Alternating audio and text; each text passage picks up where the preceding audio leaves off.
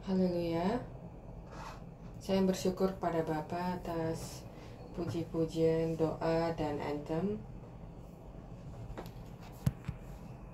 Setiap kali saya pergi dan kembali, selalu merasa sangat baik untuk kembali ke rumah. Dan seiring saya dengarkan kur, menyanyikan himne, seperti yang dikatakan oleh himne, kita berjalan dengan Allah dan merasakan keindahan kerajaan Allah. Dan setiap kali saya berada di sini, saya harap ini adalah perasaan setiap orang yang ada di sini. Tapi Allah mengirim kita keluar lagi karena kita memiliki pekerjaan di dunia. Jadi saya ingin bersyukur pada Allah atas semua doa dan dukungan kalian untuk konferensi Hora, untuk pemuda. Saya pikir kita punya gap selama COVID, tapi kita ada 5. Dan dari 5 itu saya rasa ini mungkin salah satu yang terbaik.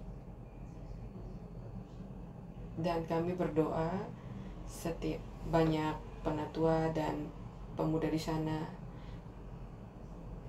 banyak pemimpin di gereja akan datang dari sini.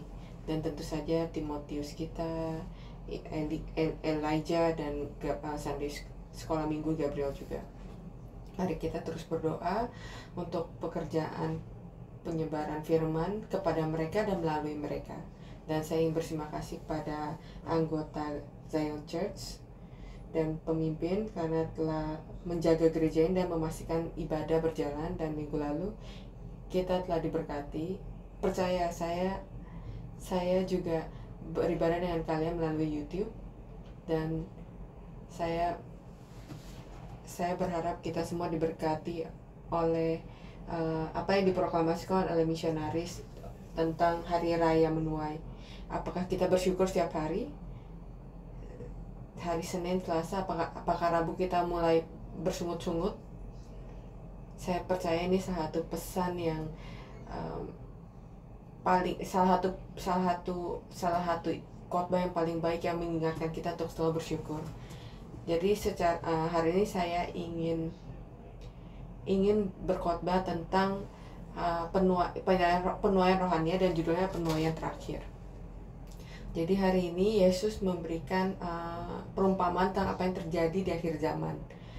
Dan di bacaan ini dikatakan kalau penuaian terakhir akan dilakukan pada hari akhir yang akan datang di akhir zaman.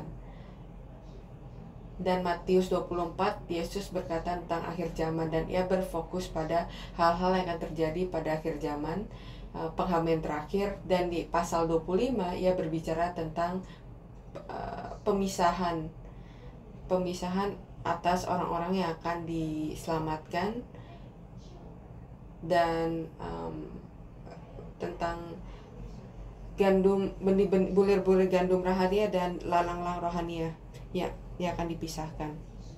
Jadi saya ingin kita memikirkan tentang waktu penuaian dan apa hubungan dengan kita, peran apa, tempat apa yang kita punya pada saat itu. Dan pada bacaan hari ini tentang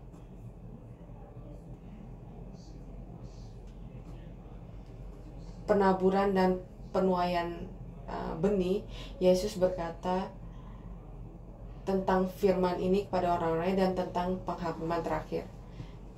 Dan Yesus berkata kalau akhirnya akan datang ketika firman-Nya itu diucap. Dan ini petani adalah Allah, masa panen adalah masa kesusahan besar. Itu adalah 7 tahun, tapi terutama 3,5 tahun terakhir. Bulir-bulir gandum dikumpulkan dan disebarkan di lantai pengirikan. Dan untuk memisahkan bulir-bulir dari lalang dan lalang dari gandum itu, maka apa yang harus dilakukan oleh petani itu? Apa yang dilakukan oleh petani di lantai pengirikan? ia memukulkannya kan. Bagaimana kamu pukul, kamu kirik, apa yang terjadi? Itu biasanya terjadi pada hari yang berangin. Dan Wahyu berkata akan ada angin yang akan meniup dari 4 arah di bumi ini.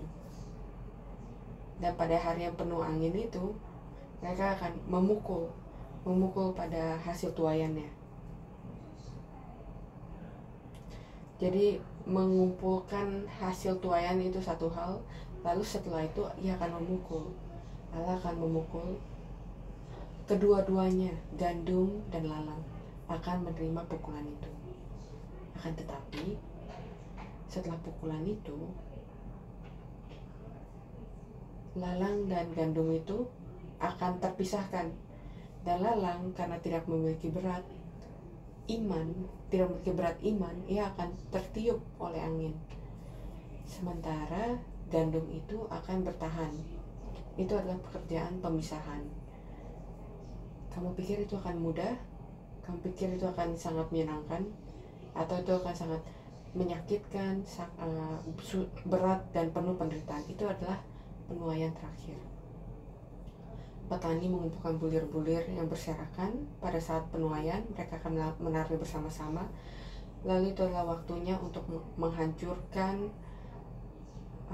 dan memisahkan pikiran kita, cara kita sendiri, lalu mengubah diri kita menjadi sesuatu yang baru. Dan saya benar-benar berdoa, semua orang di sini, semua orang yang mendengarkan, semua anak-anak Allah akan bertahan sebagai gandum. Dan di Alkitab, mereka yang bertahan dan bertahan pada Allah sampai akhir, mereka disebut 144.000.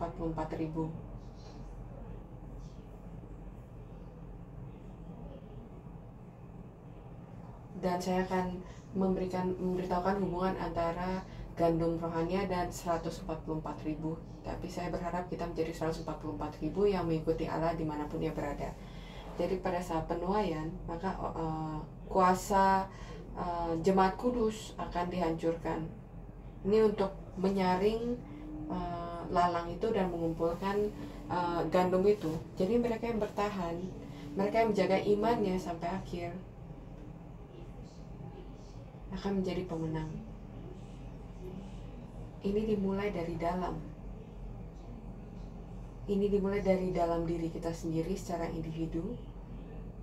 Yang baik dan yang buruk yang telah bersatu karena Adam dan Hawa, karena memakan dari pohon pengetahuan baik dan buruk, itu akan dikumpulkan dalam diri kita dan itu harus dipisahkan. Itu adalah pekerjaan pemisahan. Kamu harus memisahkannya, kamu harus membakarnya, menaruh dalam api, menyucikannya, memurnikannya. Itu saya tidak ada api, tapi saya percaya ini akan yang kita lakukan sekarang, yang kita alami sekarang. Setiap orang melalui segala macam kesusahan, penderitaan, tapi saya percaya ini yang Allah izinkan kita melaluinya. Dan kamu harus berdoa untuk kasih karunia-Nya, untuk kasih karunia Allah, karena tanpa kasih karunia Allah kita tidak bisa melalui hal ini. Jadi apa yang harus kita lakukan? Apa yang harus kita lakukan? Berdoa untuk kasih karunia Allah untuk membantu kita bertahan. Dan apa cara terbaik yang kamu pelajari minggu lalu? Cara terbaik untuk melewati kesusahan dan percobaan itu adalah syukur. Dengan memberikan syukur, Allah akan memberikan pada kita kekuatan tambahan. Itu mulai dari diri kita, dari keluarga kita sendiri, dari gereja kita sendiri. Wahyu pasal 11 ayat berkata, ukurlah dari gereja dulu. Pekerjaan penghakiman dimulai dari gereja. Hal yang baik dan buruk terjadi. Ya, hal yang baik artinya penyelamatan, buruk artinya penghakiman. Untuk gandum itu adalah penyelamatan, tapi untuk lalang itu adalah penghakiman. Dan hal itu terjadi untuk mengembalikan cara Allah, mengembalikan kerajaan Allah. Jadi pada saat kita ingin kembali ke kerajaan Allah, untuk menjadi kerajaan bangsa Allah, hal yang harus kita kembalikan itu adalah jalan Allah. Apakah kita hidup sesuai dengan jalan Allah, perintah Allah hari ini, atau kita hidup sesuai dengan jalan kita sendiri? Jadi waktu kesengsaraan itu adalah menghancurkan diri kita. Jadi kita diberitahu untuk memakai garment yang baru, pakaian yang baru, hidup dalam terang, melepaskan diri yang lama dan memakai diri yang baru dalam Yesus Kristus. Pikiran kita, cara kita, jalan kita, semuanya harus diubah. Dan pada saat itu diubah, maka itu adalah pertobatan yang sebenarnya. Walaupun pada saat kamu pikir kamu melalui perjalanan yang benar, kamu mengikuti jalan Allah, saya ingin memberikan saya ingin suggest, pikirkan sekali lagi, apakah kita benar-benar mengikuti jalan Allah, ada di bawah jalan Allah, mengikuti jalan Melkizedek, atau kita harus bertobat, mengubah jalannya. Jadi poin yang pertama, itu adalah perkenalan. Poin yang pertama, masa penuaian akhir. Apa yang akan terjadi? Yang pertama, mengumpulkan buah sulung. Tapi buah akhir akan datang setelahnya, tapi buah sulung akan datang duluan. Disebut buah sulung karena itu akan datang duluan. Jadi setelah buah sulung dituai, maka kemudian buah akhir akan dituai.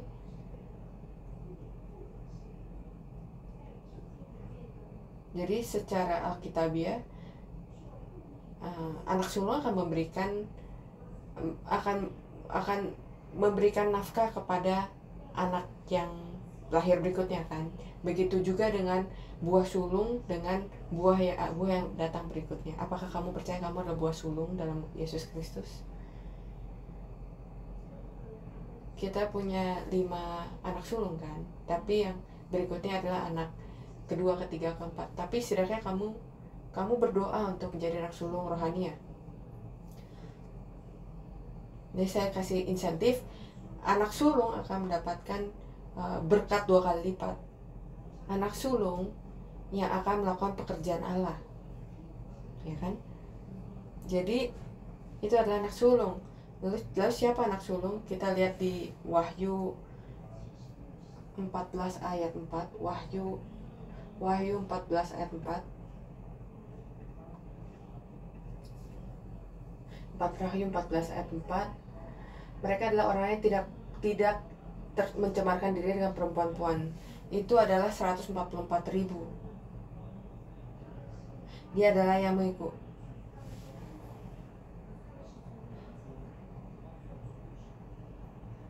Mereka adalah orang-orang yang mengikuti anak-anak domba itu kemana saja ia pergi. Mereka ditebus dari antara manusia sebagai korban-korban sulung bagi Allah dan bagi anak domba itu. Jadi kita harus menjadi 144.000. Tapi kamu harus ingat, 144.000 itu bukan angka literal. Karena begitu kamu bilang kamu adalah 144.000, kamu bisa menjadi Yehova Witness dan orang-orang itu. Tapi itu adalah angka simbolis yang merepresentasikan anak sulung dari setiap suku. Jadi 12.000 dikali 12 suku itu menjadi 144.000. Mereka adalah orang yang dipilih, buah sulung dari setiap suku, dari 12 suku itu. Mereka adalah orang yang secara rohaniat telah menerima firman di akhir zaman yang tertulis di Wahyu. Mereka yang telah bertemu dengan Tuhan. Dan saya benar-benar ingin berdoa kalau kita semua akan menjadi bagian dari 144.000. Apakah kamu telah bertemu dengan Tuhan? Apakah kamu menerima firman? Hal apa lagi harus kita lakukan sebagai 144.000? Dikatakan kalau mereka adalah orang yang akan dimurnikan. Apakah ada dari kalian yang bersih? Apakah mereka yang tidak pernah dinodai, dicemarkan dengan perempuan-perempuan? Perempuan itu adalah dunia, dosa dunia. Siapa yang tidak pernah tercemar? siapa angkat tangan tinggi dan bangga, termasuk saya tidak yakin ada orang di sini, karena kita memiliki dosa original, dosa yang diturunkan dan dosa yang kita lakukan sendiri. Tapi mereka hal ini telah dimurnikan, mereka telah melalui kesengsaraan, penyucian, pemurnian, dan mereka adalah seperti perempuan yang ditangkap dalam perzinahan, tapi melalui Yesus ia menjadi perawan lagi. Apakah ini mungkin? Hanya melalui Yesus hal ini mungkin. Jadi kita bisa menjadi 194.000. Amin. Mereka adalah buah sulung. Mereka yang berdiri di Gunung Sion dengan anak domba Yesus Kristus. Nah, nomor telah ditentukan, nomor telah dispesifikasikan, telah ditentukan. Jadi nomor telah ditentukan. Orang-orang yang dipilih, mereka yang telah dipilih sebelum penciptaan dunia ini. Efesus pasal 1 ayat 3-4. Efesus pasal 1 ayat 3-4. Terpujilah Allah dan Bapa Tuhan kita Yesus Kristus, yang dalam Kristus telah mengaruniakan kepada kita segala berkat rohani di dalam surga. Sebab di dalam Dia Allah telah memilih kita sebelum dunia dijadikan, supaya kita kudus dan tidak bercacat di hadapannya. Semua kita menjadi orang yang dipilih. Percaya kalau Allah telah memilih kita sebelum kelahiran kita. Bukan hanya sebelum kelahiran kita, tapi sebelum dunia dijadikan. Itu sebabnya kamu di sini. Amin. Jadi bagaimana buah sulung ini berkumpul? Mereka dipanggil dan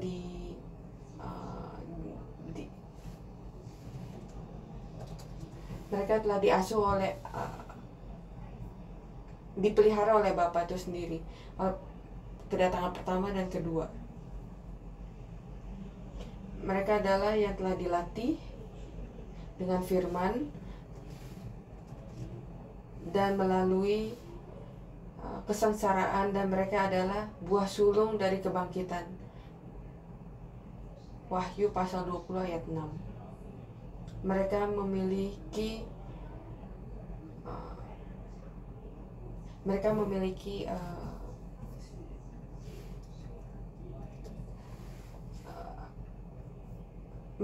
materai di dalam kepala mereka.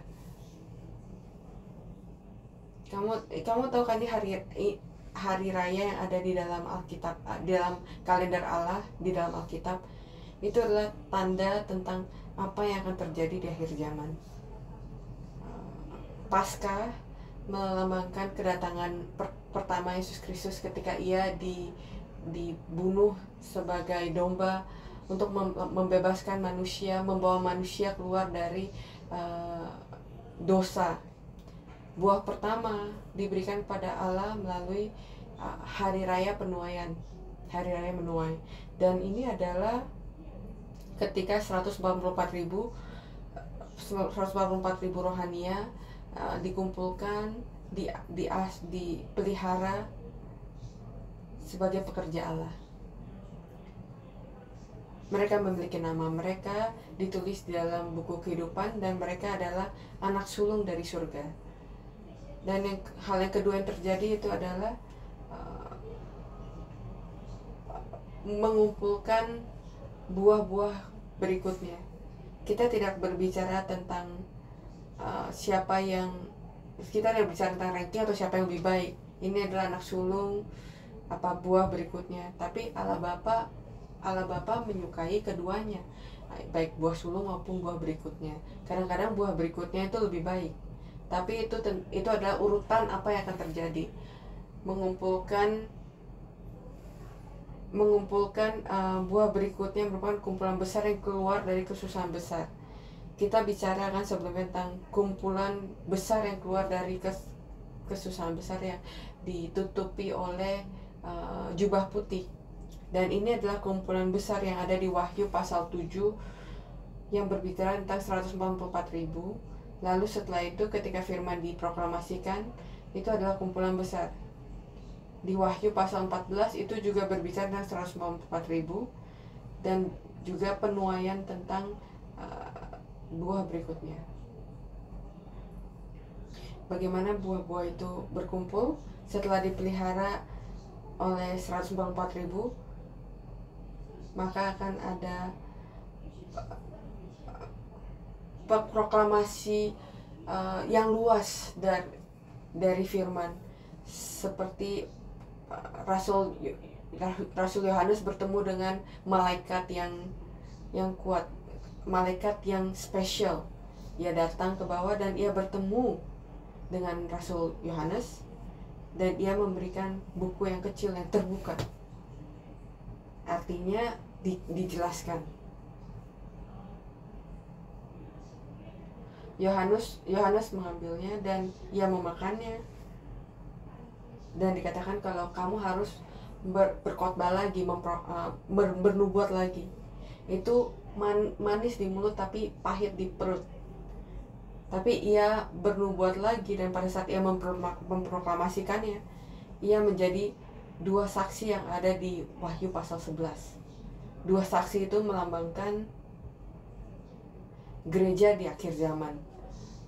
2 saksi akan berproklamasikan, dan mereka yang mendengarkan dan menerima firman-Nya akan diselamatkan.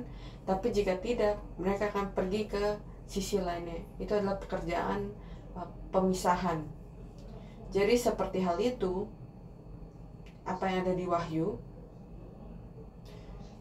144.000 akan dipelihara dan menerima firman, dan mereka disuruh untuk memproklamasikan firman, dan malaikat akan pergi bersama dengan mereka, dan mereka yang mendengarkan firman dan datang kepada Allah, itu adalah kumpulan besar. Matius 24 ayat 31, Matius pasal 24 ayat 31.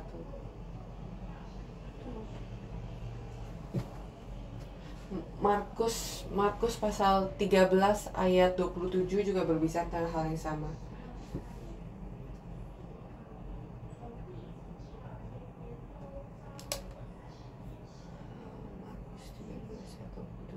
Dan pada waktu itu pun ia akan menyuruh keluar malaikat-malaikatnya dan akan mengumpulkan orang-orang pilihannya dari keempat penjuru bumi dan dari seluruh bumi sampai ke ujung langit. Jadi pada saat Yesus datang, ia juga mengajarkan 12 murid. Fokusnya adalah mengajarkan kepada 12 murid. Lalu setelah Yesus naik ke surga, kembali ke surga, maka 12 murid itu menjadi buah sulung yang pergi keluar dan memproklamasikan, dan banyak orang yang datang kepadanya. Dan saya percaya ini akan menjadi hal yang sama. Dari 12 datang 144.000.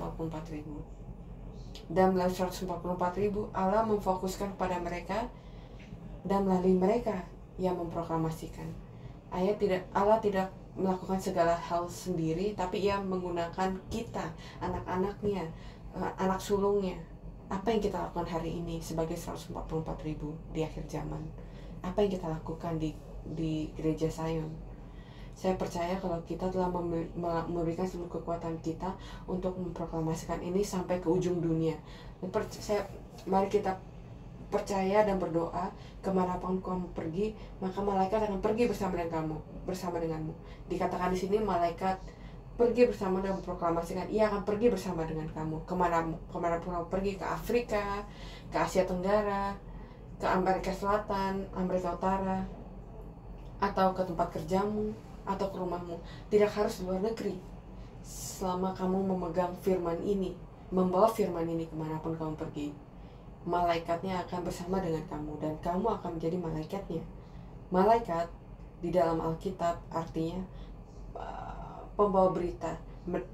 Mereka adalah orang yang membawa firman Allah pada orang lain. Kita adalah pembawa pesan itu, pembawa berita itu. Kita adalah malaikat. Jadi bagaimana hal ini terjadi? Wahyu pasal 14 ayat 14 sampai 17. Ingat, Wahyu pasal 1 pasal 14 ayat 1 sampai 4 berbicara tentang 144.000. Lalu di ayat 14 sampai 17 ia berbicara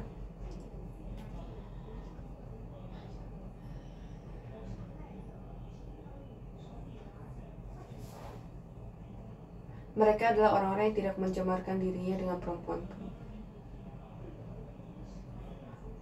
Wahyu pasal 14 ayat 14. Dan aku melihat sesungguhnya ada suatu awan putih, dan di atas awan itu duduk seorang seperti anak manusia dengan sebuah mahkota emas di atas kepalanya dan sebilah sabit tajam di tangannya.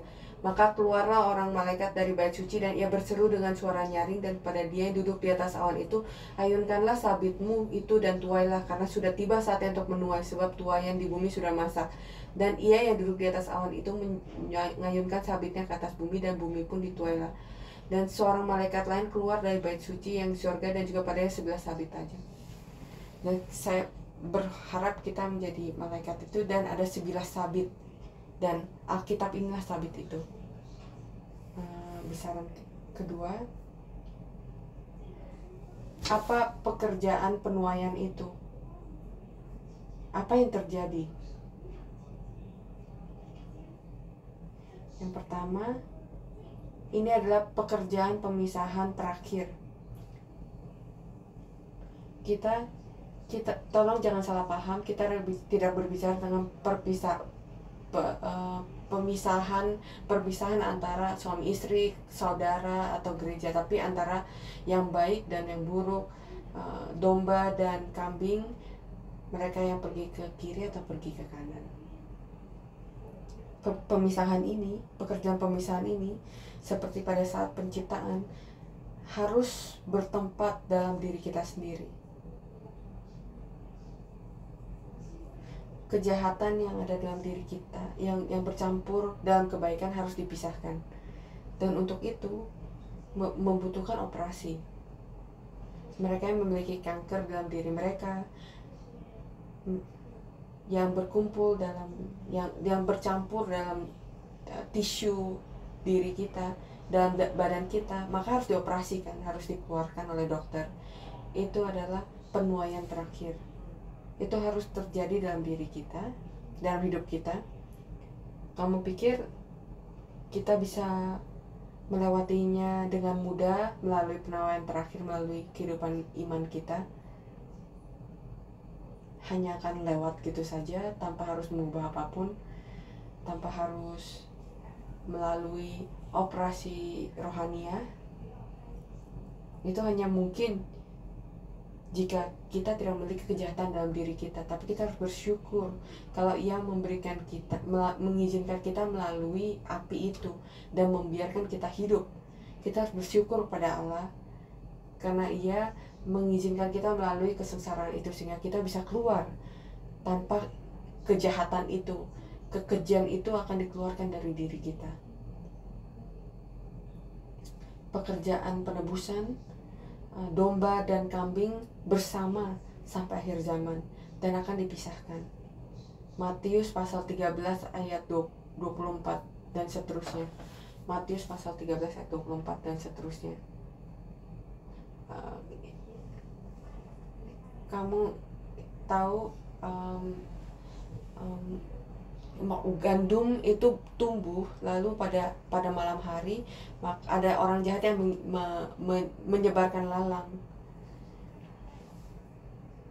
Jadi dikatakan, bagaimana kalau kita potong lalang itu? Dikatakan jangan dipotong karena yang baik mungkin akan hancur, akan terkena juga. Jadi tunggu sampai akhir, lalu dipisahkan pada saat akhir, dan bakarlah yang buruk dan kumpulkan yang baik di dalam lumbung. Siapa yang kambing, siapa yang domba di akhir zaman? Apa kamu siap? Apakah kamu domba? Apakah kamu kambing? Tolong pikirkan hal ini. Domba di Alkitab, mereka adalah yang naif, yang lemah lembut, kadang-kadang yang bodoh. Domba tidak pintar, mereka tidak bisa melihat jauh ke depan. Dan mereka tahu karena mereka tidak bisa melihat jauh ke depan, mereka harus mendengarkan telinga mereka dibentuk untuk mendengarkan suara gembala, dan mereka hanya mengikuti suara gembala. Oleh karena itu, domba hanya tahu mendengarkan firman dari gembala, yaitu Tuhan kita Yesus Kristus, dan mengikutinya. Mereka harus berkumpul di dalam grup. Mereka yang berkumpul di dalam gereja, tidak peduli apapun yang terjadi. Apakah kamu suka kepala orang yang ada di depan atau enggak, atau pokoknya kamu ikut belakangnya orang itu. Orang domba ini disayangi oleh gembala, tapi kadang-kadang domba itu juga nakal dan tidak ingin berkumpul dalam grup. Dan ketika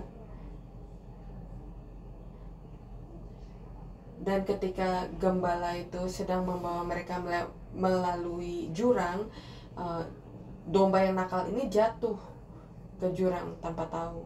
Jadi apa yang dilakukan oleh gembala itu? Gembala itu akan bilang, jangan ke sana. Yang kedua kali, jangan ke sana. Yang ketiga kali, apa yang akan dilakukan? Bukan hanya dipukul, tapi juga akan dipatahkan kakinya. Wah, apa yang dilakukan? Yang domba yang nakal ini akan dipatahkan kakinya, bukan sepenuhnya, tapi dan dikembalikan, disembuhkan, lalu digendong. Apakah kamu pernah lihat gambar ketika gembala menggendong domba itu? Bukan karena domba itu sangat lucu dan disayang, tapi itu yang nakal. Jadi setelah dia melewati begitu banyak waktu bersama dengan gembalanya, maka domba itu akan menjadi taat.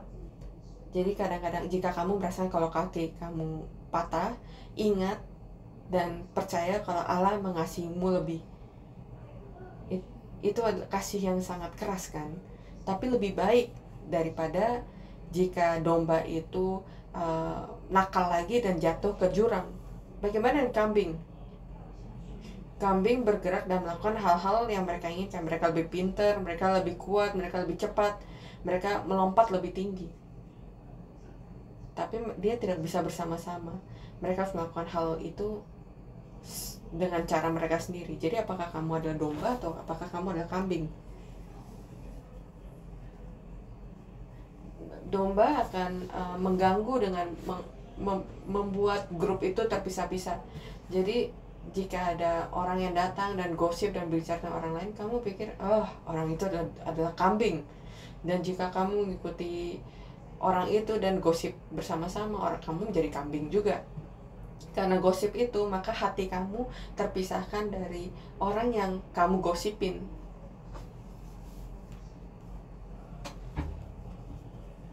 Apa yang dilakukan oleh setan dengan membunuh gereja itu adalah dengan memisahkan orang-orang, memisahkan hati dari orang-orang, menyebabkan setiap orang saling menyakiti dengan kata-katanya.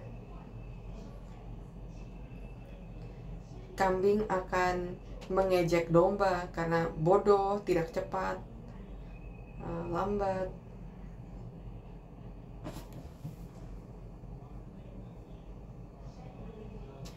Kambing berbicara, ia mengikuti kehendak Allah, dan dia sangat percaya dengan iman diri mereka sendiri, sangat baik dengan apa yang mereka lakukan.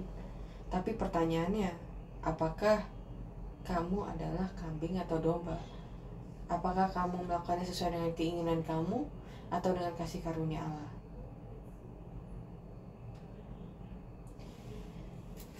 Yang kedua, yang jahat akan disingkirkan daripada orang benar.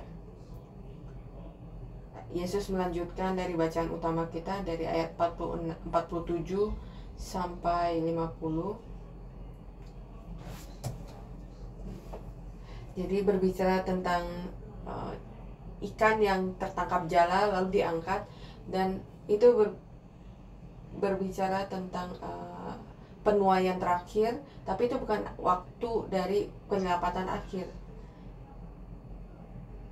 Jadi bahkan ketika dikeluarkan itu dipisahkan antara yang baik dan yang buruk. Itu terjadi dalam diri kita sendiri, dalam keluarga kita, dalam gereja kita.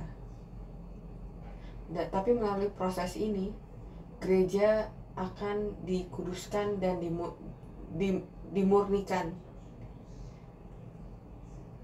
Mereka yang baik dan yang jahat akan hidup bersama-sama, tapi akan dipisahkan pada akhir.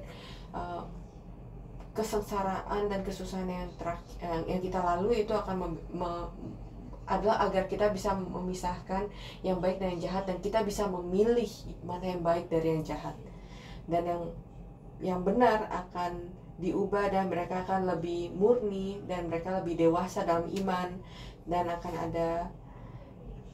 ada kesengsaraan harus kita lalui sebagai orang-orang kudus Allah. Kesengsaraan harus kita lalui. Kata kebenaran yang dikatakan oleh Evangelis Yohana terus menerus, bukan kita melakukan hal yang benar setiap kali, tapi dengan kasih karunia Allah kita melakukan hal yang benar. Kata benar itu adalah hubungan yang berhubungan, yang bersama dengan Dia, yang mengikuti Dia, yang akan melalui kesengsaraan dan penderitaan yang tidak adil.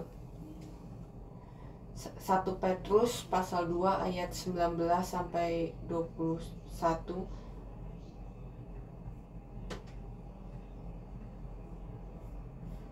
Petrus pasal 2 ayat 19 sampai 21. Sebab adalah kasih karunia jika seseorang karena sadar akan kehendak Allah menanggung penderitaan yang tidak harus ia tanggung. Sebab dapatlah disebut pujian jika kamu menderita pukulan karena kamu berbuat dosa. Ini intinya berkata, kamu berdosa, maka kamu menderita. Tapi jika kamu melakukan hal yang benar, tapi kamu menderita, maka itu akan menerima pujian dari Allah. Jadi kalau kamu melakukan perbuatan yang benar, tapi kamu menderita, maka Allah akan memuji. Sebab untuk itulah kamu dipanggil untuk menderita karena melakukan pekerjaan yang benar. Kenapa? Karena Kristus pun telah menderita untuk kamu dan telah meninggalkan teladan bagimu supaya kamu mengikuti jejaknya. Jadi jangan kaget kalau kamu menderita sekarang. Kamu hanya perlu berdoa, kamu harus berdoa. Allah, tolong izinkan kami bisa bertahan melalui kasih karunia-Mu, supaya kami bisa melewati hal ini. Dan mari kita ingat, itu adalah proses di mana Allah membuat kita semakin murni. Konklusi dari sejarah penebusan di seluruh Alkitab, pada saat kita melihat waktu penghakiman Nuh, Sodom dan Gomora, Babel dan berikutnya, ketika Allah melakukan pekerjaan penghakiman, Allah melakukan keduanya, yang baik dan yang buruk. Kesengsaraan yang sama, tempat kirikan yang sama, pekerjaan yang sama akan menyelamatkan dan memurnikan orang-orang yang dipilih, yang gandum, yang benar. Tapi pada saat yang sama akan menghancurkan dan menghakimi yang jahat. Allah akan menaruh kita ke tempat pengirikan yang sama dan pekerjaan pengirikan yang sama. Tapi di mana kita akan berada? Apakah kita akan ditiup oleh angin atau kita akan menang? Dan melalui proses ini, orang-orang pilihan Allah akan belajar pengorbanan dan dedikasi. Mereka menjadi lebih dewasa dan lebih sempurna. Ini seperti mematangkan buah di musim gugur di bawah matahari. Mereka akan merenungkan apa yang telah mereka pelajari dan menerapkan firman dalam iman mereka. Firman itu bukan hanya di kepala mereka atau di telinga mereka, tapi akan diaplikasikan dalam hidup mereka. Karena tanpa itu kamu tidak bisa bertahan. hanya ketika firman yang telah kita pelajari begitu banyak menjadi diaktifasikan dalam diri kita, terjadi dalam diri kita, maka kita bisa menjadi pemenang. Akan ada banyak pukulan daripada pujian. Tunggu sampai kamu ke surga untuk dapatkan pujian. Ada lagu di bahasa Korea. Kamu pacul, kamu cambuk, maka kamu pacul, kamu cambuk kuda yang berlari kencang. Kalau kamu cambuk, maka kuda itu akan berlari keras, karena kamu akan cambuk terus kan. Lebih dan lebih lagi. Kenapa? Karena ia ingin kuda itu berlari lebih cepat. Hal yang sama dengan kita. Mereka yang bekerja dengan keras, jangan tunggu pujian, karena akan ada pukulan yang lebih keras. Kadang-kadang kesesaran lebih keras. Allah berkata, lari lebih keras. Karena itu adalah sprint terakhir, bagian terakhir dari maraton. Itu seperti sprint terakhir dalam maraton, lari terakhir dalam maraton. Dan saya percaya kita dari sprint terakhir ini. Apa kamu berpikir hal yang sama? Pekerjaan pemisahan terjadi, perang bangsa-bangsa terjadi di mana-mana kan, dan firman Allah diproklamasikan. Semoga kita bisa memberikan sprint terakhir kita kekuatan untuk memproklamasikan firman, dan Allah akan melakukan pekerjaannya. Semoga gereja Zion akan bertahan sampai akhir. Mari kita berdoa. Allah Bapa yang surga, kami bersyukur karena Engkau memberikan kita firman akhir zaman ini. Kami bersyukur karena Engkau memanggil kita sebagai anak sulung dan buah sulungmu. Bapa, segala hal yang terjadi di dunia ini, Kau telah memberitahu pada kita kalau ini akan terjadi. Segala sesuatu yang ada di gereja kita, Kau telah beritahu kalau ini akan terjadi. Tolong izinkan kita untuk bisa fokus memproklamasikan firman-Mu dan melakukan kasih-Mu dalam hidup kita, bersyukur setiap hari dan fokus akan firman-Mu. Dan Bapa, tolong berikan kami kekuatan dan kasih karunia untuk bisa bertahan sampai akhir. Semoga kita bisa menjadi orang yang tersisa di akhir, menjadi 144.000 yang bisa berdiri di Gunung Sion bersama dengan Yesus Kristus dengan domba. Kami menunggu hari itu. Tolong bersama dengan kita, tuntun kita dan jaga kita, setiap orang di gereja Sion, setiap anggota dari perkumpulan ini, semua orang yang mengikutimu, yang mencari kasih-kasih-Mu. Semoga kasih-Mu bisa diaplikasikan. Semoga kekuatan firman bisa jelas dalam hidup kita. Terima kasih atas kasih karunia-Mu. Dalam nama Yesus Kristus kami berdoa. Amin. Mari berikan pujian dan syukur pada Allah Bapa.